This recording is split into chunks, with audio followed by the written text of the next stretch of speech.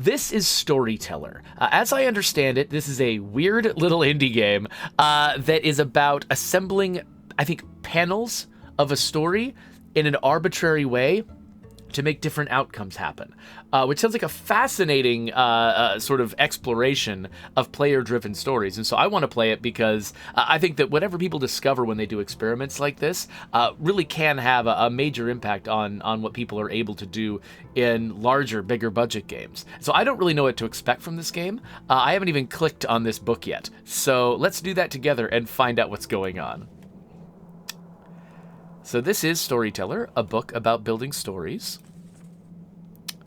At the end of this book lies a crown. It is bestowed only to the finest storytellers of the realm. Every page is empty save for a title. It is your duty to fill these pages with the most captivating tales. Complete this book and prove yourself worthy of the title of Storyteller. Okay, oh, there we go. Life and Death, Chapter 1. Love, Heartbreak, and Afterlife. Oh, okay, so I can... okay, so I can... If I turn the page when I'm at the chapter, I go to the next chapter. So I need to click on these individual stories? Yes. Okay. Make a story with this title. Adam starts alone, finds love, and dies happy. So we start... So Adam starts alone. Oh, he looks so sad. And then... he finds love, so we definitely need Adam here. But we probably want to stick Eve there. Hello, Eve. And then he dies happy, so we can put him there. He's dead. Now, we can put Eve there if we want to. And she's brokenhearted, but that's optional. I wonder, can we also put a second Adam here? Okay, no, it's a specific character. But do we have to put him there, or can we put them on both sides? We can. Okay, so he's alone. He's in love. He's dead. She might or might not mourn.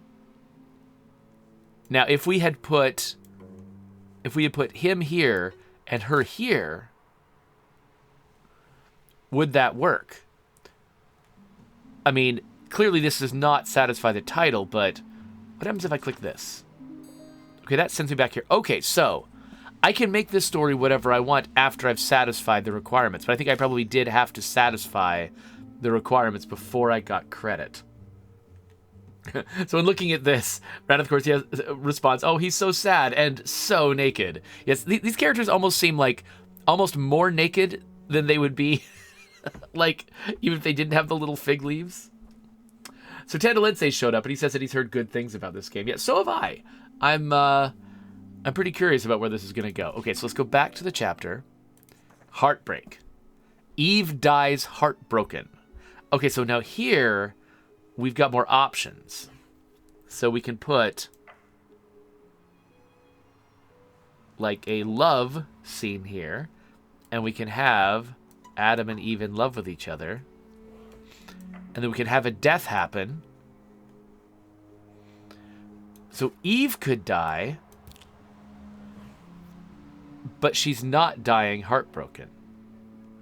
Now we could have a love scene with just Eve in it, and then she dies, and Adam's just not there. That doesn't seem right, though. So let's say, what if Adam dies, and she's crying, and then she dies alone? So that, okay, so far, what we're doing is, I mean, like, I can make subtle changes like this that don't really impact the series of events. But basically, almost everything I placed here had to be placed to earn the crown. I'm assuming that that's not going to be true throughout the game, that this is a tutorial where I'm learning how this works, and eventually they'll be more flexible. Seeing the ghost of a lover. Okay, so we first have to establish that these two are lovers. And then one of them dies. But then... There we go. Okay, so... If this had not been... There, look at that. Okay, so the game is keeping track of who has died. So that's what we're learning here, is that you can initiate a change to a character, and then they'll flip. Like, look, if we swap these two. Now Adam is the dead one, and Eve is the one who's freaked out. And you can just kind of go back and forth. And whichever character dies in this panel is the dead one in that panel. Oh, Ranithcord wants to know if I'm covering anything with my face. Not as far as I can tell. So this is the first icon on the lower row. It seems like in a more complex story, there might be more icons that could appear, so I should probably move up here. It's always hard to predict where my head belongs in a game like this, but I'm betting that as we go, it might be good for me to get off the bottom row. So thanks for pointing that out. Okay, so let's do Broken Hearts. I thought the other one was Broken Hearts. Okay. A heartbreak is healed. Okay, so we've got people with different moods. Like, Isobel's kind of... but... Okay, so let's start with a wedding. Let's say that Bernard and Edgar have gotten married. But then Edgar dies. And Bernard is sad. But then Bernard marries the ghost of Edgar again. No, that doesn't work. Okay. Well, then I guess Sneaky Isobel is like, ha ha ha, now I've got my opportunity. But, but a heartbreak is healed without any deaths. Oh, okay, hold on. Let's start all of this over. So let's do a wedding. Let's say that Lenora and Bernard are getting married. But then Bernard and Isobel... Okay, so when you put... If the previous lover is still alive, or the previous spouse is still alive, they will refuse... We don't have bigamists in this game. But she is upset about this, so what if we have her marry Edgar next? Okay, so that doesn't count as a heartbreak. And I can't put another character... So, all I've got... Without any deaths. I don't know how to achieve without any deaths with the pieces that I have. I thought maybe... if I did a wedding with two characters, and then another wedding scene with the same with one of those same characters and a different character, that would cause some kind of heartbreak. Either heartbreak for her or oh, these are different characters. I thought these were all just like placeholders, but no, look at their faces because Isobel has got an evil face. She reacts with anger when Edgar is married. Sorry, when Bernard is married. But Edgar reacts with heartbreak. And so then if Edgar marries Isobel, okay, I had not expected the characters to be different. I assumed that each character was just a character. And that they could be slotted in anywhere. But no, they've got personalities that inform what the possibilities are. Codistone asks if a pregnancy cancels a death. I don't know. We haven't gotten pregnancies yet. I don't know if that's a thing. I guess we'll have to find out. So I got a special little extra bit there. Okay. Oh, so now we've got a 4-panel. Heartbreak is healed. And we've got a revive. We've got a resurrection. Okay, so Lenora and Isobel get married. And then Lenora dies. And Isobel is just so upset. But then Leonora comes back to life. What happens if I put Isobel there and she's not dead? She's like, what am I doing here? That's kind of cool. Okay, so she's there. And then if she's alive... Okay, so this is... Okay, I was just wondering... Okay, so she can be alive. So we might have to get them remarried. Till death do us part, right? Okay, it feels like there's kind of only one solution here, aside from just deciding who dies. So this one feels a little bit more like a tutorial, whereas Recovery had multiple options. Let's see what about Unlucky. Whoa. Okay, everyone rejects Edgar? All right. Let's see here. Okay, so Isobel and Bernard are married. Edgar proposes to Isobel. She's like, no, I'm with Bernard. Edgar proposes to Bernard. And, nope, sorry. But then Isobel dies.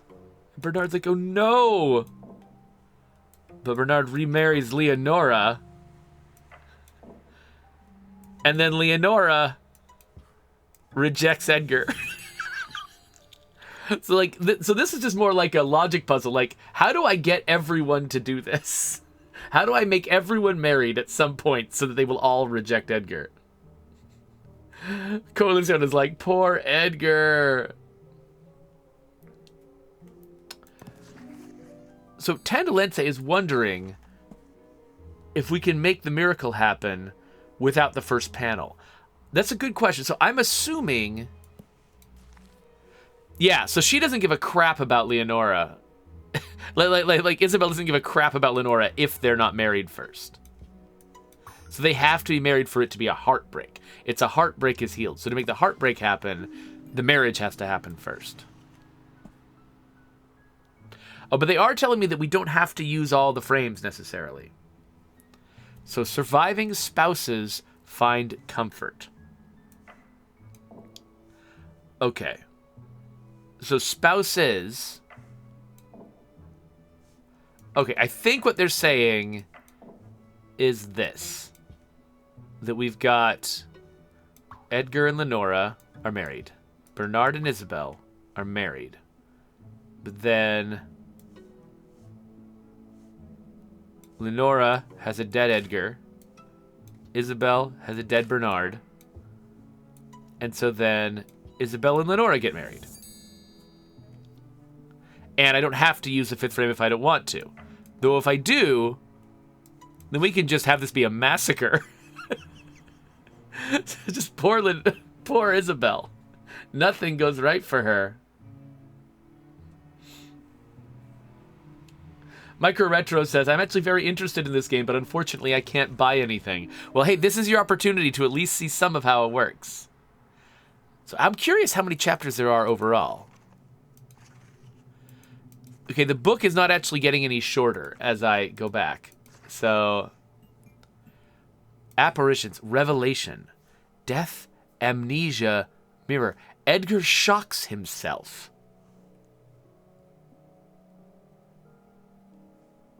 Okay, so if we give him amnesia first, then have him look in a mirror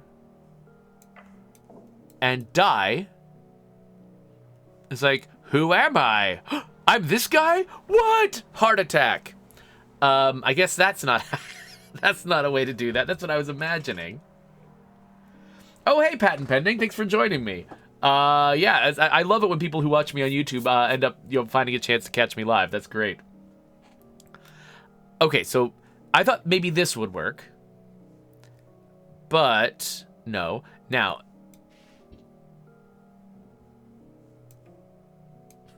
oh, wait a minute. Okay. What if... There we are! So Edgar dies. Edgar forgets he's a ghost. And then Edgar is shocked to see that he's a ghost.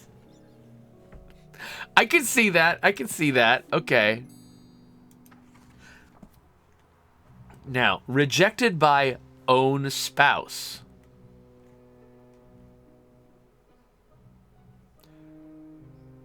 Okay, so that means Edgar and Lenora get married. Lenora dies. Edgar's like, and so Edgar marries Isobel.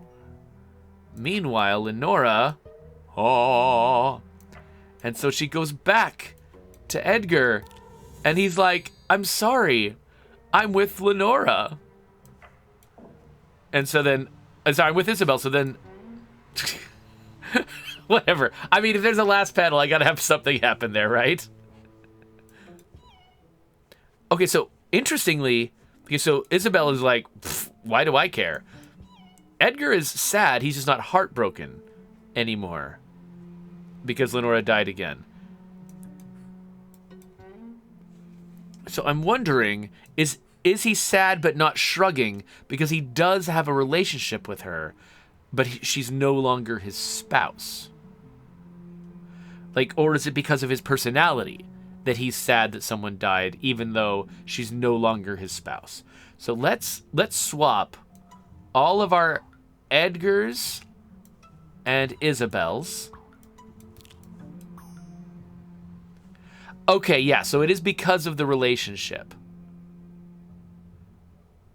And oh, I love how she's like clutching her pearls. She's like, no, I am with Edgar. How dare you? She's very dramatic, Isobel. So yeah, so she's married and yeah, so okay, so if you got a former spouse, but you're married to someone else, then you're sad but not heartbroken if your spouse is dead. Okay.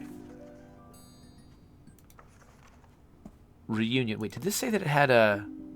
This one has a special alternate option, so keep an eye out for that. Heartbroken spouses are reunited.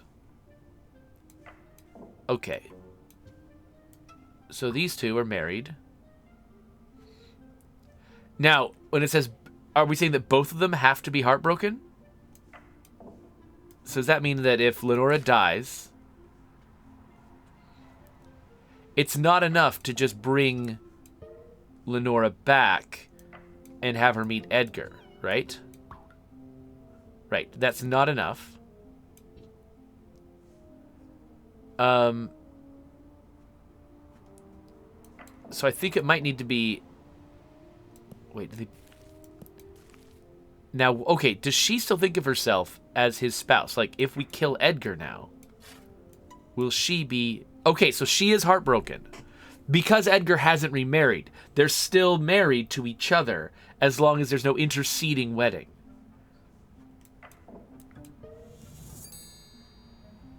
There we go. Okay, so she's freaked out by the ghost, but they put him in here, and no, now he's alive. Okay, great. And then, in the afterlife... Oh, what? That's an option? Okay. Absolutely, I assumed that... Okay, whatever. Drag these away. Drag these... Okay, so if they're reunited in the afterlife, it means Edgar also died and there's no one left to mourn him. Oh, wait, no. Oh, she's standing vigil. But then the two ghosts get married? Oh, wait. Oh, so she's not heartbroken. She's already dead, so his death isn't heartbreaking for her. So I think we might... Okay, this is I thought this would be enough as long as I killed them both. But no, they both have to be heartbroken. So we heartbreak him, and now we still have to heartbreak her. So we got to bring her back and have him die. But then she also dies again. And now we reunite them in the afterlife. There we go. Okay, that works. Calamity. Heartbreak for everyone. Okay, let's see here. So, we've got Edgar and Lenora. They're married. And then, now we can kill people or we can reject people. So, now wait. Isobel, she just gets angry. She doesn't get heartbroken when she's rejected. So we should probably swap her for Lenora. So, okay, so we've just heartbroken Lenora. And then we kill...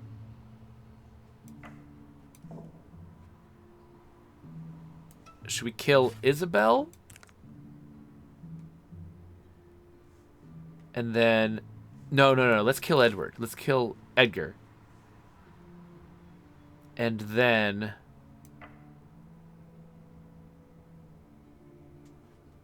let's see. I was trying to think, is there a clever way to do this? Isn't just like, let's just resurrect people and do it in reverse. Because I think we can just bring him back. And then kill Lenora. Okay, that's it. That's all we needed to do. But then, happy ending. I mean, kill Isobel. Happy ending, he ends up with Lenora. Lenora gets what she wants. Lenora probably murdered everyone. She's probably a psychopath. So Mike Retro says, well, this is now added to my endless list of games I still need to play. Right? This game is pretty clever. I like this. Okay, Chapter 4, Poison. Leonora drinks poison. Okay. Poison. Okay. Oh. She's not going to take the poison unless we give her a reason to take the poison. Oh. Dang it. Okay, Windows just... sorry, I lost it for a second. Windows just was reminding me to restart to install some updates, and so the game minimized for me for a second. Thanks, Windows. So, I think there's a couple of things maybe we can do. Like, if Edgar and Bernard are together, and then Lenora wants Edgar, that might make her drink the poison. But I think there was an alternative where Lenora could be married to Edgar, and then Edgar could die, and she drinks the poison. Both of those could work.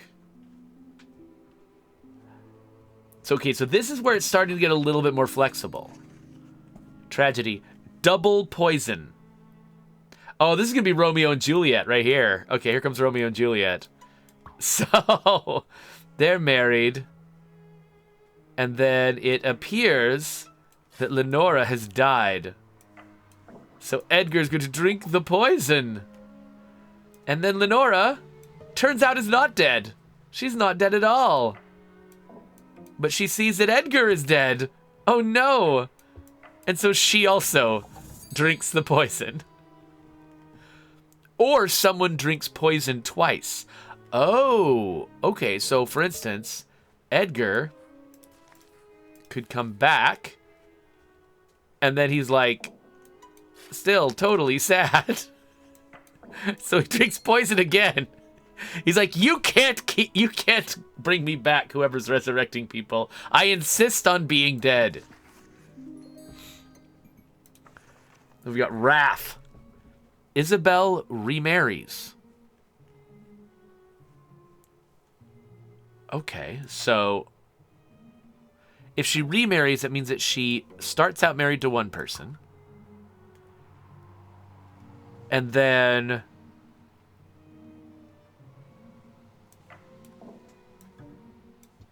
she has a fight with Edgar.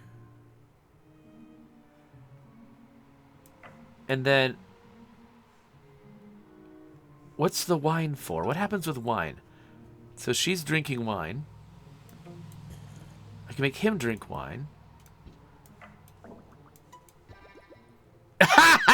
Okay, so she gets poison because she... okay, so if this wasn't there... okay, I love that Isobel, because she's evil, smirks at poison. Lenora is like, I don't know what to do with poison. Isobel's like, I know what to do with poison. Okay, but she's not going to do anything with it unless she's fighting with Edgar. So now he's dead. And now she remarries. I love sort of piecing together the logic of this. Like, you know, it's like, I wasn't sure if this was going to turn out to be more of a creative tool or more of a puzzle-solving game. And it is much more of a puzzle-solving game, but with just enough flexibility that, like, it's not quite as open as, say, a Zachtronics game. But it's got that kind of flexibility where, like, I want to think of weird ways to solve the puzzles. And some of them have room for me to do that. Pat Mending says, I like how each character has their own personality that you have to keep in mind. Yeah, same here. Though, I mean, it seems like Isobel being evil is the only distinctive one so far. Like, Edgar and Lenora and what's his name? Bernard, the other guy. It seems like they are always just sort of default sad people. I wonder if there's going to be more personalities than just evil Isobel. So Isobel commits a crime. All right, so Edgar and Lenora. Edgar and Isobel. So Isobel's angry. If we flipped them, Lenora would not have this reaction. And Lenora would not poison Edgar's wine. But everyone meets their demise? So she also dies. And then... So, okay. So, I wonder. Okay, so Lenora is drinking the poison because of Edgar. Isobel, if she didn't have feelings for Edgar, she would just grin at the poison. So we established that she has feelings for Edgar, and that's why she's drinking the poison here. She would not normally, because here she didn't drink the poison. Oh, and so, interestingly... Oh, so she is thinking... I didn't realize... Oh, you can't see this. You can't see this. She was actually thinking of killing Lenore. So, I could have put Lenora here. And that... Okay, so she intends to kill Lenore, but I can kill anyone with her poison. In fact, I could have her drink her own... Oh, no, she knows it's poison, so she won't drink her own poison. But so she killed her, and then he killed himself because of Lenore, and then Isobel killed herself because of Edgar. This is probably more what they were thinking of, but I didn't notice that she was thinking specifically of killing Lenore. I thought she was going to kill him for his betrayal.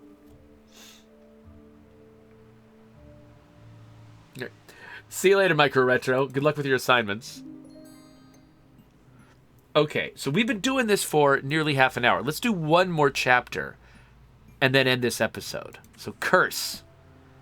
Curse is lifted. Witch, Snowy, and Prince. Okay. So we got a Witch and Snowy. She gets cursed to be a frog. The Prince and the frog... Oh, the Prince is not going to kiss the frog?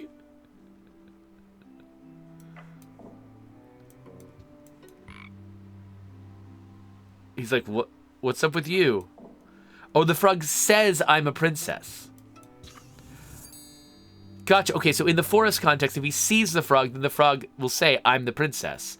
And then they'll kiss. But he won't kiss if it's just some frog. So does this vary by personality if he is the frog? Yeah, okay, it still works. It doesn't matter who the frog is.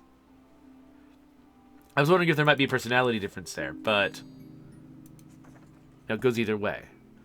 I appreciate the fact that wherever it's not important, they give me that kind of flexibility. Like you know, they make it... Sometimes it's important, like which character does what, but when it's not important, they just leave it wide open. Oh, hey there, Funky Lemonade. Thanks for subscribing. I really appreciate that. Okay, so Prince saves Tiny. Okay, so Tiny is in some kind of trouble. So we could probably turn Tiny into a frog. Oh, is Tiny a dwarf? Oh, that's cute. Okay, So Tiny tells the prince, I'm a frog. But the prince...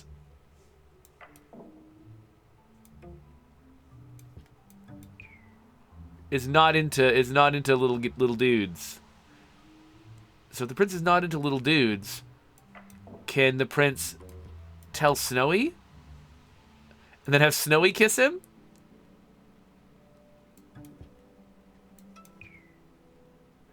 No. Okay.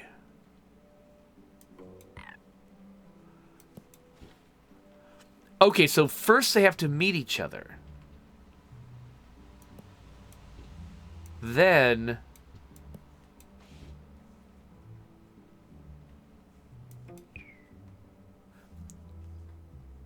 Okay, so the prince is not into this guy.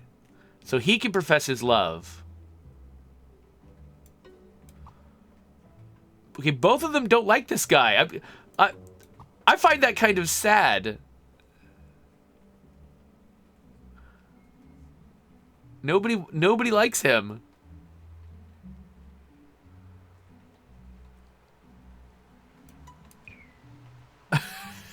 Doesn't want to kiss the witch either. She's just happy.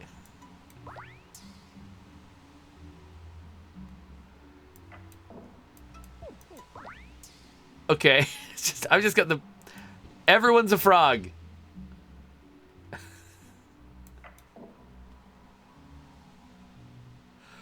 Okay, what if there are two frogs?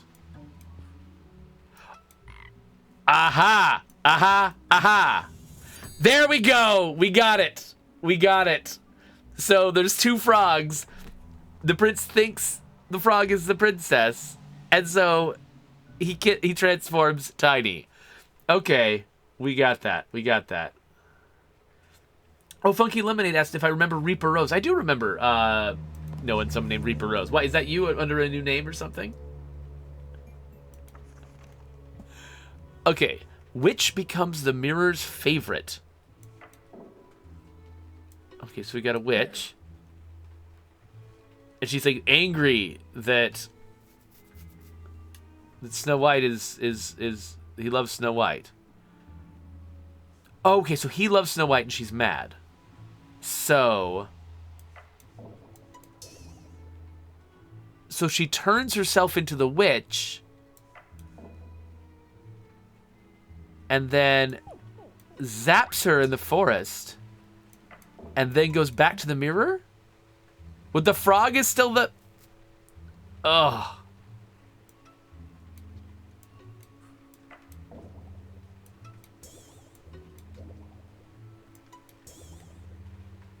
Oh, and now she transforms back. Now she's the cutest. Because that frog is pretty cute. I totally get that. That makes sense. And then inclusive. The mirror praises everyone. Okay, so we got a mirror here. This is Peachy. I like you. I don't like you. You're garbage. Aw. Nope. I love Peachy. Okay, well, obviously, Peachy...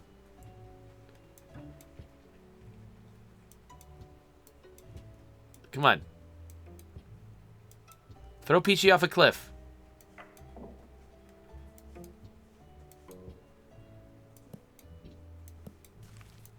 Oh, wait a minute. Okay. Haiti has got no reason to kill Peachy, but if Haiti finds out that Peachy is the favorite, then Peachy goes off the edge. And so now, Haiti's the favorite.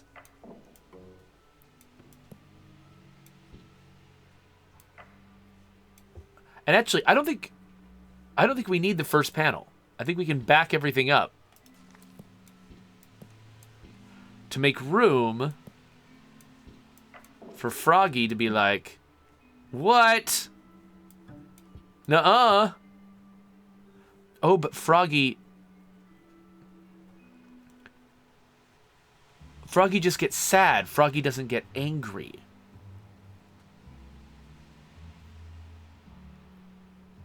Okay.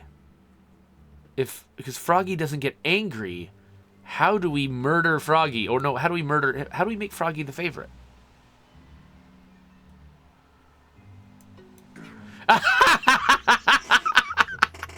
That's how. There we go. That's pretty great. I like that. Well, there you go. There's 5 chapters of Storyteller. I think this is really, really good. I'm actually having a lot of fun with this game. So I want to wrap up this episode right now. For one thing, I don't want to, like, reveal everything. I'd like for people to find, you know, to find out what's cool about this game themselves. So there's 5 chapters. This only got more and more interesting and clever over time, particularly that last puzzle where I had to figure out that the ghost could scare someone off a cliff. Like, moments like that where it suddenly dings in your head, like, oh, wait, this can happen. That's what this is about. It's about creating that feeling of like just all the pieces clicking into place and you suddenly understanding the story. Because these panels, they don't explicitly tell a story. The story is coming from your assumptions about the panels. You're filling in all of the connective tissue between the panels. You're creating the story in your head. And so there's this satisfying moment where you place a panel somewhere and that sort of virtual story inside your mind clicks into place and explains what's going on to you. And that's a very satisfying conclusion to come to. That's really good. I like this. Like, this is because this is one thing, you know, there's puzzle games where you're just trying to mechanically make something happen and get satisfaction from having, you know, figured it out. But these guys are taking it just a little bit one step further, where it's like they're imagining like they're having that sort of that moment of realization, not be necessarily in the piece snapping together in the puzzle, but rather being in what happens in your imagination after the piece snaps in. And I really, really like that. That's a cool way to approach this. So Tandalensi says, I know you don't like to finish some games in the stream sometimes, but as a heads up, the full game is about 3 hours, shorter if you're a fast solver. Okay, so you know, this game doesn't take that long to play. So if you're like me and you actually really appreciate short games, this might be right up your alley, and you should check it out. But yeah, I think one thing I probably want to avoid, it would be so easy to just play this entire game on the stream and kind of remove people's desire to play it. This game is really, really clever, and I want to engender the desire to play this game in the audience. So let's not do any more streams of this game. Let's let you discover it on your own. So if you want to subscribe to my channel, of course, there's going to be a button, and you can find a link to the game in the doobly-doo if you're watching this later on YouTube. And then here's some other puzzle games that I enjoy.